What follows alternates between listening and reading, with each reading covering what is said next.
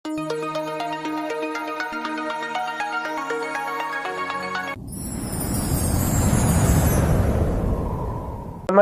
ગુજરાતના અધિકારી મિત્રો, આજે આપણે 12 માર્ચ 2024 નું મોસ્ટ ઇમ્પોર્ટન્ટ કરંટ અફેર એની સાથે સાથે જીકે અને જીએસ વિશે ચર્ચા કરવાના છે।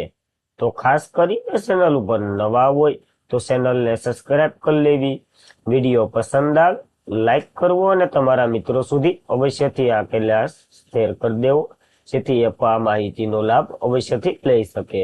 તો ચાલીએ આજના ઇમ્પોર્ટન્ટ ક્લાસની આપણે શુભ શરૂઆત કરી દઈએ। તો કયા વર્ષે દર વર્ષે 20 માર્ચ 2026 ના રોજ શકલી દિવસ ઉજવવામાં આવે છે? તો 2010 થી દર વર્ષે આ દિવસ આપણે મનાવીએ છીએ। ક્યારે? તો કે 20 માર્ચના દિવસે આમ એક મહત્વનો દિવસ આપણે મનાવીએ છીએ અને હાલ તો બહુ ગંભીર પરિસ્થિતિ છે, કારણ કે શકલી નાબૂદ થવાને આરે છે। તો ભારત દર વર્ષે 20 માર્ચે વિશ્વ શકલી દિવસની ઉજવણી કરે છે, જે જાગૃતિ અને ઘર ચકલીના સંરક્ષણના પ્રયાસને પ્રોત્સાહન મળે છે। આ પક્ષીની પ્રજાતિ સમય આપણે ઘરો નજીક નિયમિત જોવા મળે છે, પરંતુ હવે લુપ્ત થવાના ભયને હેઠળ છે। વિશ્વ ચકલી દિવસ પક્ષીના સંરક્ષણ સંસ્થાને નેશન ફોર એર મગજની ઉણપ કહેવામાં આવે છે, એટલે જ આપણે 2010 થી દર વર્ષે આ દિવસ મનાવીએ છીએ। તો યાદ રાખવું આનીથી તો કે કાળજી અને વહેંચણી કરવી ચકલીઓની ખાસ કરીને મહત્વ ધરાવે છે। 20 માર્ચે બીજા પણ 2 દિવસો ઉજવીએ છીએ, આંતરરાષ્ટ્રીય ખુશી દિવસ એટલે કે હેપીનેસ દિવસ, અને કાલ જ આપણે આ રિપોર્ટ બહાર પાડ્યો છે, જેમાં પહેલા નંબર ઉપર ફિનલેન્ડ હતું અને ભારત 116મા નંબર ઉપર હતું, તો ખાસ મહત્વનું ધરાવે છે। અને 20 માર્ચે વિશ્વ મૌલિક આરોગ્ય દિવસ આપણે મનાવ્યો છે। તો આ 2 મહત્વના દિવસો આપણને આની સાથે યાદ રાખવા ઇમ્પોર્ટન્ટ છે। હવે માર્ચના દિવસો જોઈ લઈએ। 1 માર્ચે શૂન્ય ભેદભાવ દિવસ, વિશ્વ નાગરિક સંરક્ષણ દિવસ અને વિશ્વ સંગ્રામ દિવસ। 3 માર્ચ વિશ્વ વન્યજીવ દિવસ અને વિશ્વ શ્રવણ દિવસ। 4 માર્ચ રાષ્ટ્રીય સલામતી દિવસ અને વિશ્વ સ્થૂળતા દિવસ। 5 માર્ચ આંતરરાષ્ટ્રીય નિશસ્ત્રીકરણ અને અપ્રસાર જાગૃતિનો દિવસ। 7 માર્ચ જન ઔષધિ દિવસ। 8 માર્ચે આંતરરાષ્ટ્રીય મહિલા જાગૃતિ દિવસ આપણે મનાવ્યો છે। 9 માર્ચ કોમનવેલ્થ દિવસ, જે માર્ચના બીજા સોમવારે હોય છે। 10 માર્ચ આંતરરાષ્ટ્રીય મહિલા ન્યાયાધીશોનો દિવસ। 11 માર્ચ ધૂમ્રપાન નિષેધ દિવસ, જે માર્ચના બીજા બુધવારે હોય। 12 માર્ચ વિશ્વ કિડની દિવસ, જે માર્ચના બીજા ગુરુવારે હોય। 14 માર્ચ પાઈ દિવસ। 15 માર્ચ વિશ્વ ગ્રાહક અધિકાર દિવસ, ઇસ્મોફિયા સામે લડવાનો આંતરરાષ્ટ્રીય દિવસ આપણે મનાવ્યો છે। 16 માર્ચ રાષ્ટ્રીય રસીકરણ દિવસ અને 18 માર્ચ આંડ્રસ ફેક્ટરી દિવસ આપણે મનાવી ચૂક્યા છે। તો હાલ સુધીના માર્ચના આપણે બધા જ ઇમ્પોર્ટન્ટ દિવસ કવર કરી લીધા છે, તો એકવાર મારા પછી તમે અવશ્યથી રીડ કરી લો, વિડીયો પોઝ કરીને, કારણ કે ઇમ્પોર્ટન્ટ છે એટલા માટે। ત્યારબાદ ભારતીય ભૂશાસ્ત્રીય સર્વેક્ષણે કયા રાજ્યમાં આવેલ કલિંગાજી જે કિલ્લો છે એને ભૂ વિરાસત સ્થળ જાહેર કર્યો છે? તો ઉત્તર પ્રદેશમાં આવેલો છે આ મહત્વનો કિલ્લો, જેને ભૂ વિરાસત સ્થળ તરીકે જાહેર કર્યો છે। જોઈ લઈએ, ઉત્તર પ્રદેશના બાંદ્રામાં આવેલ કલિંગા કિલ્લો ટેકરીની રાષ્ટ્રીય ભૂ વારસાના સ્થળોનો દરજ્જો આપવામાં આવ્યો છે અને આ ભૂશાસ્ત્રીય સર્વેક્ષણ દ્વારા જાહેર કરવામાં આવ્યું છે। આ માન્યતા ભારતનો સૌથી અનોખો ભૂશાસ્ત્રીય રચના તરફ એક ધ્યાન દોરશે, જેથી પૃથ્વી વારસા સ્થળો પર એક સ્થળો અને પૃથ્વીના ઇતિહાસ, આબોહવા અને વનસ્પતિ, પર્વત અને ભૂમિ સ્વરૂપોમાં વિશે મૂલ્યની માહિતી આદાન પ્રદાન થશે। આ ટેગ કલિંગા કિલ્લાને હવે મુલાકાતીઓ, સંશોધકો અને વિશ્વ સ્તરે આકર્ષવા માટે મળ્યો છે આ ટેગ, અને કેન નદી પાસેની ટેકરીમાં આવેલો છે આ કિલ્લો, અને સંદેલ શાસકો દ્વારા બાંધવામાં આવ્યો હતો આ કલિંજરનો કિલ્લો। ખાસ કરીને ઉત્તર પ્રદેશમાં આવેલો છે, એ તો યાદ જ રાખવાનું, તો કે સંદેલ શાસકોએ બનાવ્યો હતો અને કેન નદી કિનારે આવેલો છે। તો આ 2 મહત્વના બીજા ફેક્ટો પણ આપણને યાદ રાખવા। હવે જીઓલોજીકલ સર્વે ઓફ ઇન્ડિયાએ જાહેરાત કર્યો છે, જેની સ્થાપના 4 માર્ચ 1851માં થઈ હતી, જ્યારે કંપનીનું શાસન હતું ને ત્યારે, અને આ 2026માં 176મો સ્થાપના દિવસ આ સંસ્થાએ મનાવ્યો છે। તો યાદ રાખવું, ખાણ મંત્રાલય હેઠળ કામ કરે છે, આનું મુખ્ય મથક કોલકાતામાં છે, આના ડીજી એસિસ ફિલ્ડ છે। પ્રથમ ડીજી થોમસ ઓલહેન્ડ હતા, કારણ કે કંપનીનું શાસન હતું। પ્રથમ ભારતીય ડીજી તો કે ડોક્ટર MS કૃષ્ણ હતા, તો એ પણ યાદ રાખવા। અને આનું કાર્ય તો દેશના ખનિજ સંસાધનોનું ભૂશાસ્ત્રીય બાંધકામ, કુદરતી આફતોનો અભ્યાસ કરવો અને એને વિરાસત સ્થળ તરીકે જાહેર કરવાનું પણ કાર્ય આ જ કરે છે. તો આપણે યાદ રાખવું, ઉત્તર પ્રદેશમાં આવેલું છે ખાલીજનનો કિલ્લો. ત્યારબાદ કયા દેશના પ્રબંધમ મંદિરને સંકુલને પુનઃસ્થાપિત કરવા માટે ભારત અને ઇન્ડોનેશિયાએ ભાગીદારી કરી લીધી છે? તો પ્રશ્ન કંઈક મિસ્ટેક વાળો થઈ ગયો છે, કારણ કે ઇન્ડોનેશિયામાં આવેલું છે આ મંદિર અને ભારત અને ઇન્ડોનેશિયાએ આમાં માટે હાથ મિલાવ્યો છે. તો ભારત અને ઇન્ડોનેશિયાએ યોગ્યતા ખાસ કરીને શ્રેષ્ઠ ઐતિહાસિક પ્રબંધમ મંદિર સંકુલનને પુનઃસ્થાપિત કરવા માટે એક સહયોગ પહેલ ધર્યો છે. ટૂંકમાં ઇન્ડોનેશિયામાં જે આ પ્રબંધમ મંદિર આવેલું છે ને, એને ભારત પોતાના ખર્ચે એટલે કે રિનોવેશન કરાવશે. આ પ્રબંધમ મંદિર ઇન્ડોનેશિયાનું સૌથી મોટું હિન્દુ મંદિર છે, જે દક્ષિણ જાવા યોગ્ય કરતા નજીક આવેલું શ્લેષમ સ્થિત છે. આ સ્થાનિક રીતે રોરો જોગવા અથવા તો પાતળા કુંવારા મંદિર તરીકે પણ ઓળખવામાં આવે છે અને આનું નિર્માણ 9મી સદીમાં સંજય રાજવંશ દ્વારા કરવામાં આવ્યું હતું. આ હિન્દુ મંદિર છે, આ ત્રિમૂર્તિ જોવા મળે છે. એ પીવાયક્યુ તમે જોઈ શકશો. શિવ, વિષ્ણુ અને બ્રહ્માને સમર્પિત છે. 1991માં યુનેસ્કો વર્લ્ડ હેરિટેજ સાઇટે આને પોતાની સાઇટ ઉપર એટલે કે વર્લ્ડ હેરિટેજ સાઇટ તરીકે જાહેર કર્યું હતું. ખાસ કરીને ઇન્ડોનેશિયામાં આવેલું છે. તો શું ભારત આવું પહેલી વખત કરી શક્યું છે કે બીજા દેશોમાં જઈ અને પોતાના મંદિરોનું સંરક્ષણ કરે? તો કે ના, આપણે ઘણી આ અંકોટ વાટનું મંદિર કંબોડિયામાં આવેલું છે, એનું પર ઇનોવેશન આપણે કરી રહ્યા છે. માયસન ટેમ્પલ વિયેતનામમાં છે, બગાન જે મ્યાનમારમાં છે અને વાટ ફોર્ટ મંદિર લાઓસમાં છે ને, એ વગેરેનું સંરક્ષણ આપણે કરી રહ્યા છે. એની સાથે પુનઃનિર્માણ પણ કરી રહ્યા છે. તો ખાસ ઇમ્પોર્ટન્ટ બની રહ્યા છે આ બધી મંદિરો, તો યાદ રાખવા. ઇન્ડોનેશિયાની વાત થઈ છે, કેપિટલ જકાર્તા છે. તો એ બોર્નિયા ટાપુ પર આવેલું નુસંતારા બનાવી રહ્યા છે, કારણ કે જકાર્તા ડૂબવાને આરે છે. ચલણ ઇન્ડોનેશિયન રૂપિયો છે અને પ્રમુખ પ્રબંધ સુબિયાન્ટો છે. તો ખાસ આ બેઝિક માહિતી પણ આપણને ઇન્ડોનેશિયાની યાદ રાખવી. ત્યારબાદ ગુડી પડવો એ કયા રાજ્યનો નવો વર્ષનો ઉત્સવ તરીકે મનાવવામાં આવે છે? તો ખાસ કરીને જો એક જ ઓપ્શન આપ્યું હોય તો મહારાષ્ટ્ર ટીક કરીને આવવું, અને ગોવા સાથે આપ્યું હોય તો એ અને બી બંને ટીક કરીને આવવા. કારણ કે મહારાષ્ટ્રની જે મરાઠી ભાષા અને ગોવાની બોલાતી કોંકણી ભાષા બંને લોકો આ ઉત્સવ ઉજવે છે. તો મોસ્ટ ઓફ એક ઓપ્શન આપ્યું હોય તો મહારાષ્ટ્ર આપણે ટીક કરીને અવશ્યથી હાલ્યું આવવું.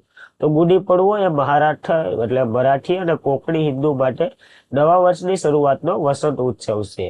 આ હિન્દુ કેલેન્ડર મુજબ ગુડી પડવો એ ચૈત્ર મહિનાનો પહેલો દિવસ છે અને ચૈત્ર નવરાત્રીની શરૂઆત થાય છે આ ચૈત્ર મહિનામાં, જે વસંતના આગમનને સંકેત આપે છે. જ્યારે મહારાષ્ટ્રીયન કોંકણી હિન્દુ માટે નવા વર્ષની શરૂઆત દર્શાવે છે. આ ગુડી પડવો એ 19 માર્ચના રોજ શરૂ થયો હતો, તો આપણને ખ્યાલ છે.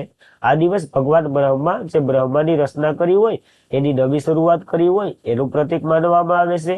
અને બીજી એક કથા, દંતકથા એવું પણ કહે છે કે ભગવાન રામનો જે રાજ્ય અભિષેકની યાદમાં બનાવવામાં આવે છે, કારણ કે રાજ્ય અભિષેકમાં ખબર છે કઈ કઈ જે ડખા કર્યા હતા, પછી ભરતને રાજ્ય આપ્યું હતું, ભરત બેઠો નહોતો ને વગેરે વગેરે તમને ખબર જ હોય. 14 વર્ષનો વનવાસ થયો હતો, રાવણનું અવસાન થયું હતું. આખી રામકથા સાથે પણ સંકળાયેલા આ ઉત્સવ એક માનવામાં આવે છે, તો ખાસ યાદ રાખવું. જયારે ચૈત્ર નવરાત્રીના પ્રથમ દિવસ હોય ને, એને અલગ અલગ જગ્યાએ અલગ અલગ નામોથી ઉજવવામાં આવે છે. મણિપુરની મેઈતી સમુદાય દ્વારા સાજીબુ સોરામની નવા તહેવાર તરીકે ઉજવવામાં આવે છે, જે મણિપુરનું નવું તહેવાર કહેવામાં આવે છે. આંધ્રપ્રદેશ, તેલંગાણા અને કર્ણાટકમાં ઉગાદી ઉત્સવ કહેવામાં આવે છે. મહારાષ્ટ્રમાં ગુડી પડવો, જમ્મુ કાશ્મીરમાં નવતેહ તરીકે ઓળખવામાં આવે છે, નવરેહ તરીકે, અને સિંધી સમુદાય તો ચેટીચાંદ તરીકે ઉજવે છે. તો ખાસ આ મહત્વના અલગ અલગ નામો પણ આપણને યાદ રાખવા, કારણ કે અગાઉ પૂછાઈ ગયા તો આપણને યાદ રાખવા જોઈએ. ત્યારબાદ ભારત 2028માં વર્લ્ડ ઇન્ડોર એથ્લેટિક ચેમ્પિયનશિપનું આયોજન ક્યાં કરવાનું છે? તો ભુવનેશ્વરમાં જે કલિંગા સ્ટેડિયમ આવેલું છે ને, ત્યાં કરવાનું છે. મહત્વ બની રહ્યું છે. Bharat world indoor athletics stadium 2026 championship 2028 જેનું યજમાન અધિકાર આપવામાં આવ્યો છે. દેશ દ્વારા પ્રથમ વખત આ પ્રતિષ્ઠિત ઇન્ડોર એથ્લેટિક્સ ચેમ્પિયનશિપનું આયોજન કરી રહ્યું છે. એટલે કે ભારત પ્રથમ વખત આનું આયોજન કરી રહ્યું છે. ક્યાં? તો ઓડિશાના ભુવનેશ્વરમાં કલિંગા સ્ટેડિયમ સંકુલમાં યોજી રહ્યું છે. પોલેન્ડના જે ટોચના યોજાનારી વર્લ્ડ એથ્લેટિક કાઉન્સિલ બેઠકમાં નિર્ણય લેવામાં આવ્યો છે. 2026માં જે 22મી આવૃત્તિ થઈ રહી છે ને, 20 થી 22 માર્ચ દરમિયાન પોલેન્ડના ટોરોન્ટોમાં યોજાઈ રહી છે. અને આ દર 2 વર્ષે થાય, એટલે 2028નું હવે ભારત યોજવાનું છે. અને 2028માં 23મી આવૃત્તિ હશે તો એ પણ ખાસ કરીને આપણને યાદ રાખવી.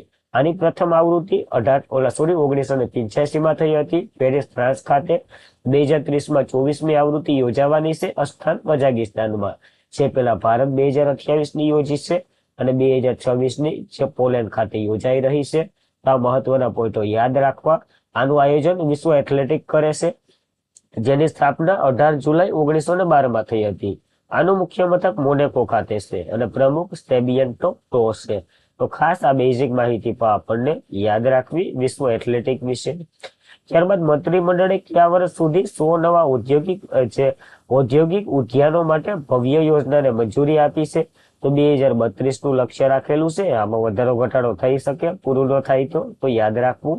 કેન્દ્રીય મંત્રીમંડળે બુધવારે દેશભરમાં 100 પ્લમ એન્ડ પ્લેટ ઔદ્યોગિક ઉદ્યાન વિકાસ માટે 33,660 કરોડની ફાળવણી કરી છે.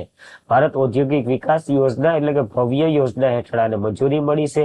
હવે પ્લેટ એન્ડ પ્લે એટલે શું? તો કે અમે બધી આપશું, તમે ખાલી કંપની લઈને મેન્યુફેક્ચરિંગ ચાલુ કરો.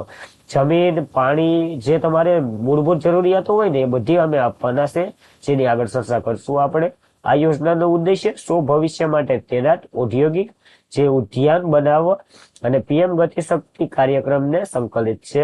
આ મલ્ટિપલ કનેક્ટિવિટી છેલ્લા માઇલેજ સુધી લાભ મળી શકે. આના હેઠળ તો કે વાણિજ્ય ઉદ્યોગ મંત્રાલય છે ને એના હેઠળ આ કાર્ય કરવાનું છે. Plug and play electric park નો અર્થ શું થાય? તો કે ઔદ્યોગિક પાર્કની પહેલી તૈયારી એટલે જમીન, વીજળી, પાણી, રસ્તા, ઇન્ટરનેટ, ડ્રેગન વગેરે તો અમે આપશું, તમે ખાલી કંપની તરફ લેતા હો અને કામ તમારું શરૂ કરો. અને આર્થિક મદદ પણ કરવાની છે સરકાર. પ્રતિ હેક્ટર 1 કરોડ સુધી સહાય પણ આપશે અને બાહ્ય માળખા સુવિધા માટે 25% વધુ સહાય આપવાની છે. તો ખાસ મહત્વની ધરાવે છે આ ભવ્ય યોજના, આપણને યાદ રાખવી. 2032 સુધી હાલવાની છે. ત્યારબાદ ભૂમિકા શ્રેષ્ઠા કયા દેશના પ્રથમ ટ્રાન્સજેન્ડર મહિલા સાંસદ બન્યા છે?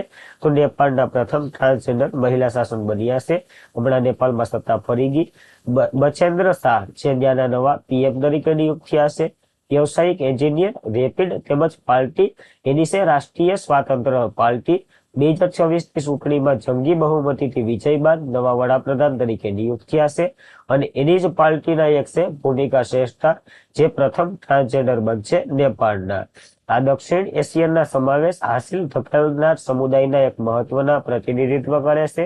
જે ભૂમિકા શ્રેષ્ઠા એ આગ્રણીય ટ્રાન્સજેન્ડર અધિકારની હિમાયત વગેરે માટે બહુ લડ્યા છે. તેની પસંદગી કરવામાં આવી છે સાંસદ સભ્ય તરીકે. તો ખાસ મહત્વ ધરાવે છે. નવા પીએમ को યાદ રાખવા બચેન્દ્રી શાહ બન્યા છે. ત્યારબાદ ભારતીય સેના દ્વારા અમોદ જ્વાળા કવાયત ક્યાં યોજાઈ રહી છે? તો આનું આયોજન ઉત્તર પ્રદેશમાં થઈ રહ્યું છે. મહત્વ બની રહી છે કારણ કે બધી પૂરું કરવાના છે. ભારતીય સેનાએ દક્ષિણ કમાન્ડ ઉત્તર પ્રદેશના બાબીના ફિલ્ડ ફાયરિંગ રેન્જ ખાતે ઉચ્ચ ટેમ્પ્લો માઇનેસિંગ યુદ્ધ ક્ષમતાઓનું પ્રદર્શન કરવા માટે અમોદ જ્વાળા કવાયતનું આયોજન કરી રહ્યું છે. આ કવાયત attack helicopter, firing aircraft, drone count system વગેરેના અત્યાધુનિક યુદ્ધનો ઉપયોગ થશે. આમાં જમીન, હવા, સાયબર, અવકાશ તત્વ વગેરેનું સંયોજન કરશે. ટૂંકમાં બધી કોરથી લડી લેવાની જ વાત છે, તો આપણને યાદ રાખવી પડશે. તો આ મહત્વની અમોદ જ્વાળા કવાયત ઉત્તર પ્રદેશમાં યોજાઈ, આપણને યાદ રાખવી પડશે. ત્યારબાદ કિસ હ્યુમેનિટેરિક એવોર્ડ 2025 કોને આપવામાં આવ્યો છે? તો મુકેશ અંબાણીના વાઇફ નીતા અંબાણીના એવોર્ડ મળ્યો છે. ખાસ કરીને બાળકો માટે મળ્યો છે. તો રિલાયન્સ ફાઉન્ડેશનના સ્થાપક અને અધ્યક્ષ નીતા અંબાણી જે સોમવારે અહીં કલિંગા ઇન્સ્ટિટ્યુશન, જ્યાં તો કે ભુવનેશ્વર ખાતે આવેલું છે, ત્યાં ઇન્સ્ટિટ્યુશન ઓફ સોશિયલ સાયન્સ એટલે કિસનું ફૂલ ફોર્મ છે, એ કેમ્પસમાં કિસ હ્યુમેનિટેરિક એવોર્ડ 2025 એનાયત કરવામાં આવ્યો છે. શ્રીલંકાના નોબેલ પુરસ્કાર વિજેતા પ્રોફેસર મોહન મુનાસિદ દ્વારા આ કિસ અને કિમ આના સ્થાપક તો કે અચ્યુતન સમાતની હાજરીમાં એવોર્ડ મળ્યો છે. તો આપણને યાદ રાખવો. શિક્ષણ, આરોગ્ય અને મહિલા સશક્તિકરણ, ગ્રામીણ વિકાસ, રમતગમત ક્ષેત્રે પોતાના યોગદાન બદલ રિલાયન્સ ફાઉન્ડેશનના અધ્યક્ષ નીતા અંબાણીને આ એવોર્ડ મળ્યો છે. તો મહત્વ ધરાવે છે એવોર્ડ, નામ અને એવોર્ડ બંને યાદ રાખવું. ત્યારબાદ ભીમ પેમેન્ટ એપે કોને પોતાના બ્રાન્ડ એમ્બેસેડર બનાવ્યા છે? તો MS ધોનીને પોતાના બ્રાન્ડ એમ્બેસેડર બનાવ્યા છે. આ એપથી તમે વાકેફ જ હશો. તો NPCI ભીમ સર્વિસ લિમિટેડની ભીમ પેમેન્ટ એપ ભારત કા અપના પેમેન્ટ આ એના બ્રાન્ડ એમ્બેસેડર બનાવ્યા છે ભારતીય ક્રિકેટર ટીમના ભૂતપૂર્વ કેપ્ટન મહેન્દ્રસિંહ ધોનીને. હવે નેશનલ પેમેન્ટ કોર્પોરેશન ઓફ ઇન્ડિયાની વાત કરી લઈએ. એની રચના 2008માં થઈ હતી. મુખ્ય મથક મુંબઈમાં આવેલું છે. એમડી અને સીઓ દિલીપ આશ્રેફ છે અને આની ઓગસ્ટ 2024માં ભીમ યુપીઆઈ ની શરૂઆત કરી હતી નેશનલ પેમેન્ટ કોર્પોરેશન ઓફ ઇન્ડિયાએ. તો એ મહત્વની ધરાવે છે, ખાસ કરીને આની એક પેટા કંપની છે, તો યાદ રાખવી. ત્યારબાદ રાજસ્થાન દિવસ 2026ની વાત કરી લઈએ. જયપુર, જોધપુર, જેસલમેર અને બિકાનેર સહિત અનેક રજવાડાના જે વિલીનીકરણ થયું હતું ને 30 માર્ચ 1949ના રોજ એને ગ્રેટ રાજસ્થાન યુનિયનની રચના થઈ હતી.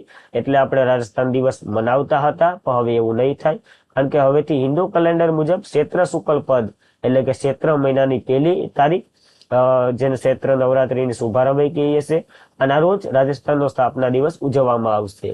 2026માં રાજસ્થાનનો સ્થાપના દિવસ 19 માર્ચના રોજ આપણે ઉજવ્યો છે.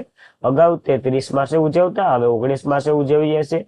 અને રાષ્ટ્રીય સાંસ્કૃતિક પરંપરાગતને મજબૂત અને ફેરબદલ કરવા માટેનો આ મહત્વનો એક દિવસ છે. તો આપણને યાદ રાખવો, રાજસ્થાનનો સ્થાપના દિવસ બદલી ગયો તો મહત્વ ધરાવે છે.